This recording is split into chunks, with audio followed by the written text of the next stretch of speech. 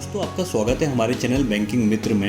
उम्मीद है home loan series का पहला video 10 most important things in housing loan का पहला पार्ट आपको पसंद आया होगा, जिसमें हमने आपको हाउसिंग लोन से जुड़ी 5 इम्पोर्टेंट चीजें समझाई थी। और अब इस वीडियो में हम आपको बाकी बची 5 चीजें समझाते हैं। इस वीडियो को एंड तक देखिए और हमारे चैनल बैंकिंग मित्र को जरूर सब्सक्राइब करें।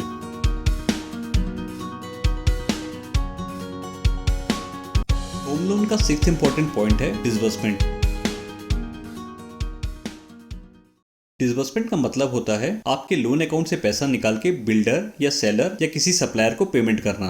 लोन में डिसबर्समेंट तभी होता है जब आपके लोन की सारी फॉर्मेलिटीज हो गई हों, सिक्योरिटी डॉक्यूमेंट्स में साइन हो गया हो और आपका मार्जिन मनी आ गया हो। बहुत से लोगों को ये मिसकंसेप्शन रहता है कि अगर उनका लोन सैंक्शन हो गया है, डॉक्यूमेंट्स में साइन हो गया है, तो उनको पूरा पैसा एक साथ मिल जाएगा। लेकिन एक्चुअल में ऐसा होता नहीं है। बैंक डिसबर्समेंट करता है आपके कंस्ट्रक्शन की प्रोग्रेस देखकर। अगर आपका 50% घर कंप्लीट हो गया है तो बैंक आपको लोन का 50% ही अमाउंट देगा, उससे ज़्यादा नहीं।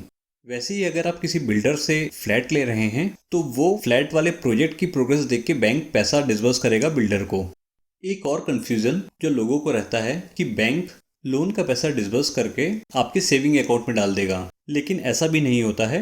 Bank disbursement normally demand draft के माध्यम से करता है, या तो फिर डायरेक्टली NEFT या RTGS करता है बिल्डर को या तो फिर सेलर को, या तो फिर अगर आप खुद से घर बना रहे हैं तो जो सीमेंट या रेत के सप्लायर हैं उनको और कॉन्ट्रैक्टर को। तो अगर आप किसी बिल्डर से हाउस या फ्लैट खरीद रहे हैं तो बैंक डिसबर्समेंट डायरेक्टली बिल्डर को करेगा। इसमें एक चीज जो इम्पोर्टेंट है, जो आपको डिस्कस करना चाहिए बिल्डर से भी और बैंक से भी, वो है आपका पेमेंट का शेड्यूल। आपको बिल्डर से पूछना चाहिए कि कितना कंस्ट्रक्शन कंप्लीट होने पे आपको कितना पेमेंट करना पड़ेगा, और ये शेड्यूल आपको अपने बैंक से भी डिस्कस कर लेना चाहिए ताकि बाद में कुछ मिसअंडरस्टैंडिंग ना हो। फॉर एग्जाम्पल, अगर आप एक ड्यूप्लेक्स घर ले रहे हैं बिल्डर से, तो बिल्डर से क्लियरली पूछ लीजिए कि प्लिंथ लेवल कंस्ट्रक्शन तक कंप्लीट होने पे आपको कितना पेमेंट करना पड़ेगा, ग्राउंड फ्लोर कंप्लीट होने पे कितना पेमेंट करना पड़ेगा, वैसे ही first floor, plastering, whitewash, ये सब स्टेजेस कंप्लीट होने के बाद आपको कितना पेमेंट करना पड़ेगा, ताकि आप इस शेड्यूल के हिसाब से अपने बिल्डर को पेमेंट कर पाएँ अपने लोन अकाउंट में डिसबर्स करा के। जो सेकंड सिनेरियो हो सकता है होम लोन के केस में, जिसमें आप किसी और से लैंड खरीद रहे हो और उसके बाद उस पर खुद से घर बना रहे हो। ऐसे केस में बैंक पहले जो लैंड बेचने वाला सेलर है उसको लैंड की कीमत के हिसाब से पेमेंट करेगा, उसकी रजिस्ट्री और मॉर्गेज के बाद ही आपको कंस्ट्रक्शन के लिए लोन डिसबर्स करेगा। ऐसे केसेस में जहां आप खुद से घर बना रहे हो, वहां सबसे बड़ी दिक्कत आती है कैश की, क्योंकि जो बहुत सारे छोटे कॉन्ट्रैक्टर हैं, जो लेबर्स हैं, वो पैसा कैश में मांगते हैं। वैसे ही बहुत सारे जो छोटे व्यापारी हैं जो सैंड, गिट्टी, ईंटा ये आपको बेचते हैं, वो भी चाहते हैं कि आप उनको कैश पे पेमेंट करें ताकि आपको भी GST का खर्चा ना आए और उनको भी GST ना लगे। लेकिन ऐसे केस में दिक्कत तब आती है जब बैंक बोलता है कि हमको डायरेक्टली बैंक से पेमेंट करनी है, ना कि कैश में। ऐसी सिचुएशन में इम्पोर्टेंट है कि आप बैंक से पहले ही क्लियर कर लें कि आपको कुछ अमाउंट डिसबर्समेंट कैश में चाहिए रहेगा, ताकि बैंक उसके लिए बाद में मना ना करे और आपको छोटा पेमेंट कैश में करने में दिक्कत ना हो। तो ये सब थी इंपॉर्टेंट चीज़ें डिसबर्समेंट के बारे में। अब हमारा पॉइंट नंबर 7 है pre approved projects. What is pre approved project? दोस्तों, आज के टाइम में बहुत सारे बड़े बिल्डर अपने प्रोजेक्ट को पहले ही अप्रूव करा लेते हैं बैंक और फाइनेंशियल इंस्टीट्यूट से।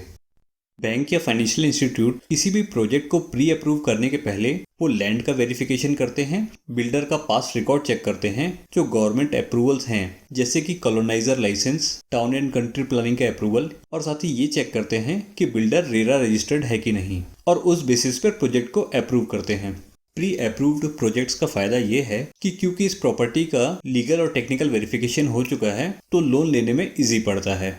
बट इसके साथ साथ बहुत सारे मिसकंसेप्शन भी है जो कि कई बार हमको बिल्डर्स गलत बताते हैं। इनमें से पहला है, बहुत सारे बिल्डर अपने कस्टमर्स को मिसगाइड करते हैं कि जिस बैंक ने उनका प्रोजेक्ट अप्रूव किया है उनसे उनका लोन 100% हो जाएगा, लेकिन ये सच नहीं है।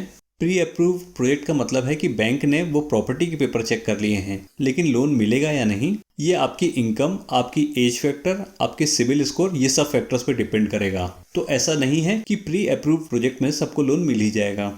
जो दूसरा मिसकंसेप्शन है, क्योंकि ये अप्रूव्ड प्रोजेक्ट है तो इसका कंप्लीशन टाइम पे हो जाएगा। दोस्तों, बैंक बिल्डर का पुराना ट्रैक रिकॉर्ड देख के ही प्रोजेक्ट को अप्रूव करता है, लेकिन इस बात की गारंटी नहीं है कि ये एक अप्रूव्ड प्रोजेक्ट है तो टाइम पे ही कंप्लीट होगा, या फिर अगर डिले से कंप्लीट होता है तो बैंक कुछ एक्शन लेगा बिल्डर के अगेंस्ट में। तो अगर प्री अप्रूव्ड प्रोजेक्ट है भी तो भी आप अपनी समझ से ही घर या फ्लैट बुक करें, ना कि बिल्डर की बातों में आके। जो थर्ड मिसकंसेप्शन है प्री अप्रूव्ड प्रोजेक्ट के बारे में कि इसमें आप दूसरे बैंकों से लोन नहीं ले सकते और सिर्फ उन्हीं बैंकों से लोन लेना पड़ेगा जिसने इस प्रोजेक्ट को अप्रूव किया है। तो ऐसा बिल्कुल नहीं है। हो सकता है बिल्डर अपने कमीशन के लिए कोशिश करे कि आप उसी बैंक से लोन लें जिसने इस प्रोजेक्ट को अप्रूव किया है, लेकिन ये मैंडेटरी नहीं है। आप चाहें तो अपने बैंक से भी लोन ले सकते हैं। इसके बाद हम आते हैं एक और इम्पॉर्टेंट टॉपिक पे, प्री पेमेंट ऑफ लोन। क्या होता है प्री पेमेंट ऑफ लोन? दोस्तों, जब भी हम लोन लेते हैं तो हमें हर मंथ उस लोन की EMI चुकानी पड़ती है। लेकिन मान लीजिए कि हमारे पास कहीं से कुछ एक्स्ट्रा पैसा आ गया और हम चाहते हैं कि वो EMI से ऊपर हम अपने लोन अकाउंट पे जमा कर दें, तो उसे हम प्री पेमेंट ऑफ लोन कहते हैं। प्री पेमेंट ऑफ लोन दो तरीके हो सकते हैं, पार्शियल प्री पेमेंट या entire loan repayment. Pre payment of loan को बहुत ही बेनिफिशियल माना जाता है क्योंकि इससे आप बहुत जल्दी अपना लोन चुका पाते हैं और आपको ब्याज भी कम लगता है। प्री पेमेंट का बेनिफिट समझने के लिए हम एक एग्जांपल देखते हैं। हम यहाँ पर देख सकते हैं कि अगर किसी ने 30 लाख का लोन लिया है 9% ब्याज पे 25 साल के लिए, तो उसका EMI आता है 25,000 के आसपास। वहीं अगर आप हर महीने 25,000 की जगह उसमें 1816 रुपये एक्स्ट्रा पे करें तो ये 25 साल का लोन 20 साल में ही रीपे हो जाएगा। मतलब कि 5 साल पहले लोन बंद हो जाएगा अगर आप 1816 रुपये हर महीने एक्स्ट्रा देते हैं अपनी EMI की ऊपर। तो प्रीपेमेंट के बारे में अपने बैंक से क्लियरली पूछ लें कि क्या बैंक आपको कोई प्रीपेमेंट चार्जेस लगाएगा अगर आप अपने सोर्सेज से यानी कि अपनी सैलरी या सेविंग से लोन को प्रीपे करते हैं तो। और दूसरा केस जहां पे कोई दूसरा बैंक आपके एग्जिस्टिंग होम लोन को टेक ओवर कर लेता है और उस पैसे से आपका ये लोन रीपे हो जाता है, तो उस केस में कितना प्रीपेमेंट चार्जेस लगेंगे। नॉर्मली बैंक खुद के सोर्सेज से पे करने पे प्री पेमेंट चार्जेस नहीं लगाते हैं। वहीं अगर आप किसी और बैंक से अपना लोन टेक ओवर करवाते हैं तो उस केस में 2% या 3% तक प्री पेमेंट चार्जेस रिकवर कर लेते हैं। तो इसलिए इम्पोर्टेंट है कि लोन लेने के पहले ही आप अपने बैंक से क्लियरली पूछ लें कि ये दोनों केसेस में आपको कितना प्री पेमेंट चार्जेस लगेगा, और हो सके तो उनसे नेगोशिएट भी करिए कि आपको किसी भी तरह का प्री पेमेंट चार्जेस एप्लीकेबल ना रखें। जो अगला इंपॉर्टेंट टॉपिक है वो है प्रोसेसिंग एंड एडमिनिस्ट्रेटिव फीस। दोस्तों, प्रोसेसिंग और एडमिनिस्ट्रेटिव फीस वो फीस होती है जो बैंक आपसे लोन प्रोसेस करने के लिए लेता है। इसकी रेंज नॉर्मली 0.5% से लेकर 2% के बीच में होती है। जो मेजर फीस आपको होम लोन में देनी पड़ती है वो है loan processing fees, documentation fees, inspection fees, legal और टेक्निकल वेरिफिकेशन की फीस। इसके अलावा नॉर्मली आपको स्टैम्प ड्यूटी देनी पड़ती है मॉर्गेज के ऊपर। यह स्टैम्प ड्यूटी स्टेट गवर्नमेंट को जाती है, ना कि बैंक को। प्रोसेसिंग और एडमिनिस्ट्रेटिव फीस के लिए इम्पॉर्टेंट है कि लोन के लिए बैंक फाइनल करने से पहले कुछ बैंकों पे पता कर लें और जिस बैंक में लोएस्ट चार्जेस और प्रोसेसिंग फीस हो वहाँ से लोन लें। इसके अलावा बैंक से कंसेशन भी मांग सकते हैं क्योंकि बहुत सारे बैंक नए कस्टमर एक्वायर करने के लिए उनको कंसेशनल ऑफर भी देते हैं, स्पेशली ड्यूरिंग फेस्टिवल टाइम। और इस वीडियो का लास्ट और इम्पॉर्टेंट टॉपिक है सैंक्शन लेटर।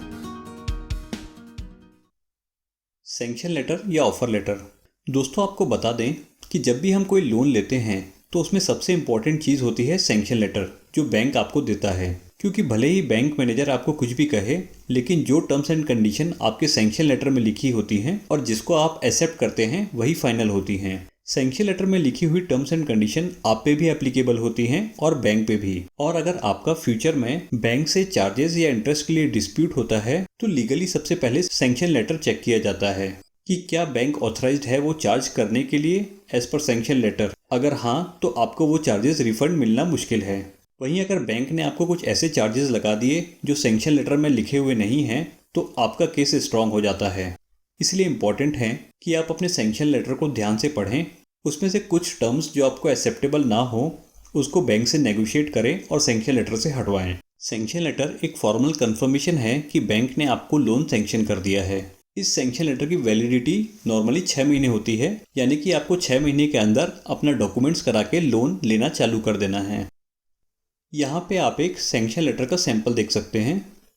नॉर्मली एक सैंक्शन लेटर में रहता है अमाउंट ऑफ लोन सैंक्शनड, यानी कि कितना लोन आपको मिला है, मार्जिन, आपका मार्जिन कितना है, लोन टेनर यानी कि कितने साल में आपको इसको रीपे करना है, इसमें कितना रेट ऑफ इंटरेस्ट एप्लीकेबल है, आपकी हर मंथ की EMI कितनी है, इस सैंक्शन लेटर की वैलिडिटी कितनी है, प्रोसेसिंग और एडमिनिस्ट्रेटिव फीस कितनी है, प्रीपेमेंट चार्जेस कितने हैं, अगर आप अपने लोन को टेक ओवर कराते हैं तो टेक ओवर के चार्जेस आपको कितने लगेंगे, और ऐसे ही अदर टर्म्स एंड कंडीशन। तो जैसा कि हमने आपको बताया, ये सारी टर्म्स एंड कंडीशन को आप अच्छे से पढ़ लें और लोन लेने से पहले ही अगर आपको इनमें से कोई कंडीशन एक्सेप्टेबल नहीं है तो वो बैंक को इन्फॉर्म कर दें। तो ये थी 10 इंपॉर्टेंट चीज़ें जो आपके लिए समझना बहुत ज़रूरी था बिफोर अवेलिंग होम लोन। उम्मीद करते हैं आपको ये वीडियो इन्फॉर्मेटिव लगा होगा।